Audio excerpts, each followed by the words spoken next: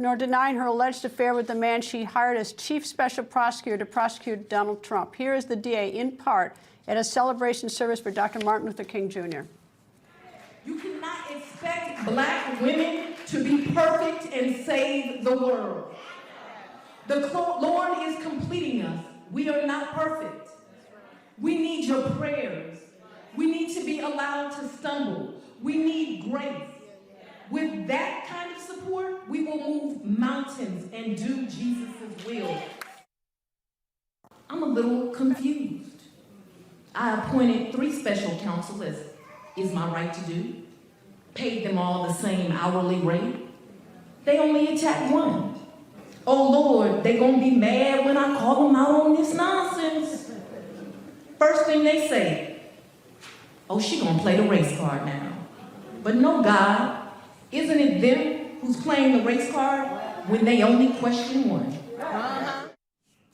Special Prosecutor Nathan Wade, with whom she's alleged to be having an affair, is African-American. The other 2 special counsels she appointed are white. Republican representative for Utah, a member of the House Education Committee, Burgess Owens, joins me. Good evening, sir.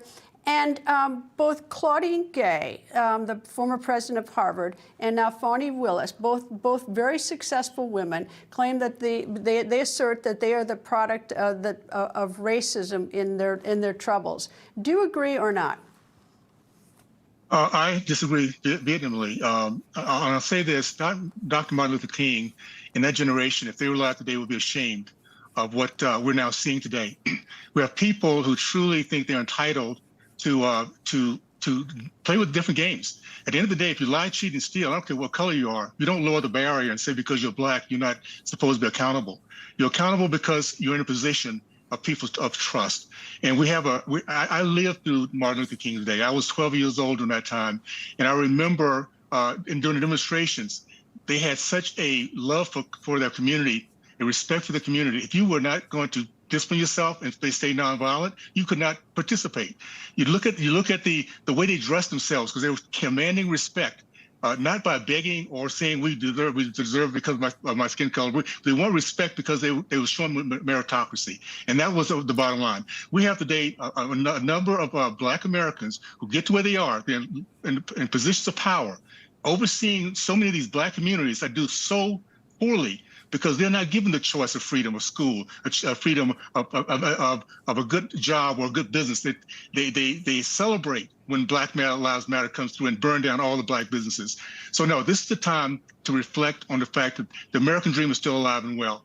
And we need to make sure that we're not listening to that voice you just heard a minute ago of how bad we're doing, when that person is truly privileged to be an American citizen and a congressperson to serve this nation at this particular time. So let's be proud of who we are. Let's not look down on each other because of our colors of our skin. And let's not listen to the naysayer who's always complaining about what they don't have. And meanwhile, they're not allowing the American people to truly achieve the American dream they deserve to have.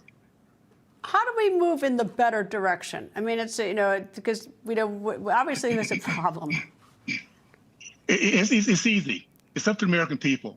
And that's what's happening right now. Black Americans are sick and tired.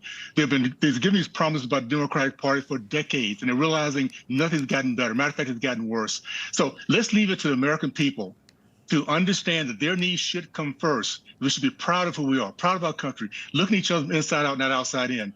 The American people this time around, 2024, are going to speak their voice. And believe me, those folks who've been dividing us, who've been doing this oppressor and presser thing for all these decades, they're done. We're tired. And so we're going to see that Blacks, Hispanics, Asians, Jewish Americans now, they're realizing we have a party that's not been in our best interest, and we're going to start voting the right way to get our country back on pace and give our kids a legacy of hope and a remarkable future, because we understand what they're up against right now. Congressman Burgess Owens, thank you, sir. Hope you come back, sir. Thanks, Greta. Appreciate it.